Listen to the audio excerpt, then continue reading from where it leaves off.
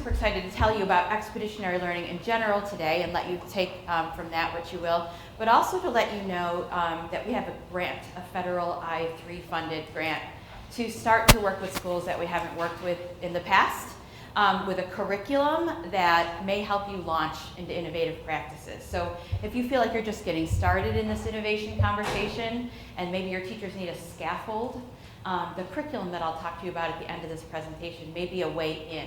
And we actually have a user of the curriculum right here, and Dr. Hardrick, so we can ask her questions too and hear how it's going in her school. So thanks. So as I said, expeditionary learning for a long time has been a network of innovative schools, and you have this page right inside your packet of handouts here.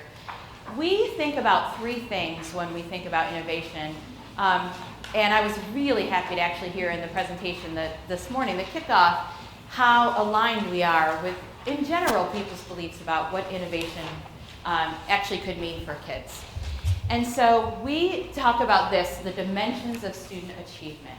And of course, one of the dimensions of student achievement is mastery of knowledge and skills.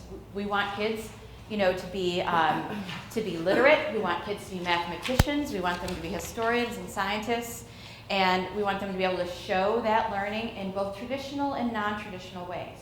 I know we were out to dinner last night speaking with your assistant commissioner, and I know that, and this is happening, of course, everywhere in the country, test scores matter, right? Like you have that concern in front of you. It's a new age of accountability, and it matters. But what we say in our network is we're teaching kids beyond the tests.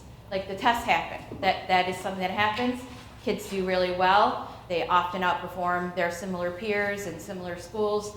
But that's not the stopping point. That's not the end game, right? Like that's just something we're all experiencing. It's part of our educational culture. But education should be so much more than that, all right? But I don't want to tell you it doesn't matter. I know that it matters. So beyond that, we also invest heavily in character. And by character, what we're talking about is these qualities of performance character, perseverance, ability to tackle a challenge independently, knowing when to ask for help.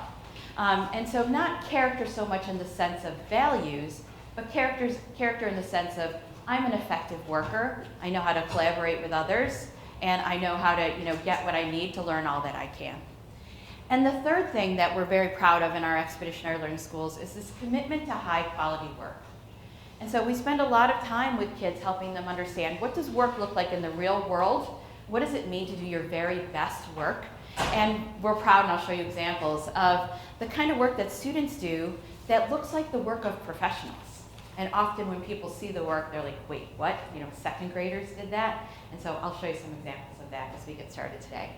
So can you take a few minutes just with folks who are near you to say, what parts of these three dimensions of student achievement resonate with you? What feels like the kinds of things you want to see in your schools, or maybe that you already are committed to doing in your schools? Go ahead and talk to a neighbor about that. Yes.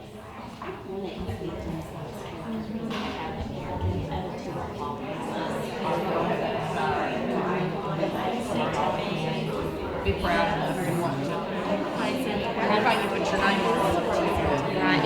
In our society, it's dynamic characters that instill that in our students.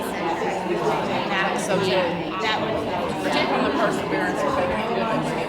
Right. Absolutely. Absolutely. Where are you at? I'm in Greenwood. Yes. I think we're wanting to come visit you. Okay, we're going. We get results. We're starting our Spanish work. We'll start Spanish and English. Do you have an elementary school too that's It's our case.